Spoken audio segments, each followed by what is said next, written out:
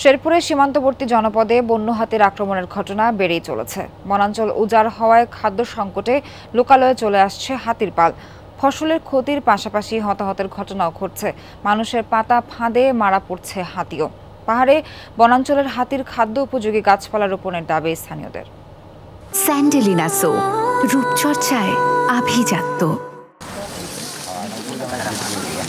শেরপুরের নালিতাবাড়ি, ঝিনাইগাতি ও শ্রীবদ্দী উপজেলার সীমান্ত ঘেঁষা গ্রামগুলোতে নিয়মিতই দেখা যায় বুনো হাতির দল। বন্যপ্রাণীর আক্রমণে ফসল ও বসত ভিটার ক্ষয়ক্ষতির পাশাপাশি প্রায়ই ঘটে হতাহতের ঘটনা। বাসিন্দাদের হাতে মারাও পড়ছে হাতি। স্থানীয়রা বলছেন, পাহাড় থেকে হাতির পাল লোকালয়ে চলে আসার ঘটনা নতুন নয়, তবে সাম্প্রতিক বছরগুলোতে তা আরও বেড়েছে। অন্তত 40টি গ্রামের মানুষ ভুক্তভোগী। পাহাড়ে বনাঞ্চল উজাড় হওয়ায় খাদ্য সংকটে হাতির পাল নেমে পড়ছে আবাদি জমিতে। এলাকাবাসীর অভিযোগ, হাতির খাদ্য উপযোগী গাছপালা না লাগিয়ে পরিবেশের জন্য ক্ষতিকর ইউক্যালিপটাস সহ বিভিন্ন গাছ রোপণ করছে বন বিভাগ। ধান খেতে নামে 50-60টা হাতি আইছে, এখন তো আমরা হাতি ফিরাইতে পারি না, তাড়াইতে পারি না, আর মানুষদেরকে ক্ষতি করে।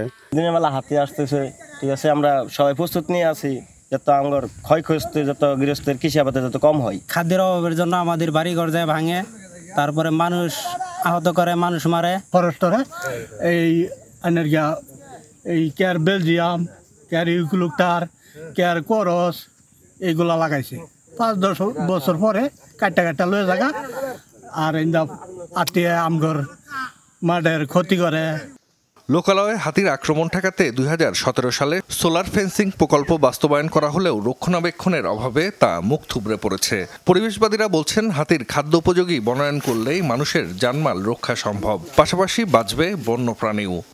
এই পাহাড়ি এলাকায় একসময় কিন্তু হাতির বেশ খাদ্য ছিল, সেই খাদ্যগুলো সংকটের কারণে হাতিরা লোকালয়ে চলে আসতেছে।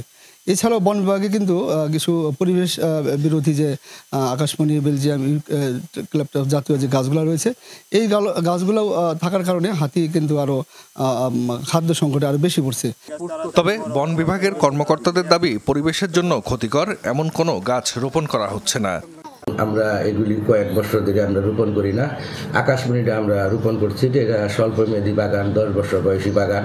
এটা এইরকম ধরনের কোনো আমরা উপর থেকে ডিসিশন পাই নাই যে এটা নিষিদ্ধ।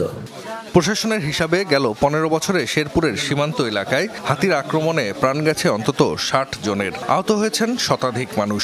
অন্যদিকে এই সময়কালে মারা গেছে 30টি হাতি। জাহিদ হাসান, যমুনা নিউজ।